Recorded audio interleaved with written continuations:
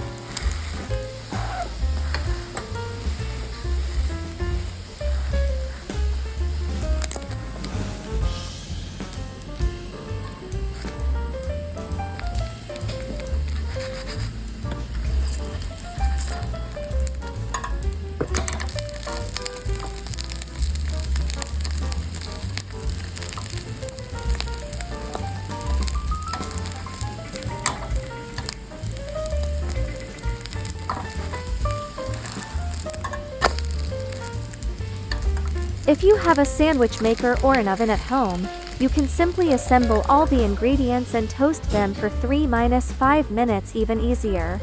And the cheese will get wonderfully melty and stretchy. If you don't like ham, you can swap it for bacon, sausage, or even make a vegetarian version.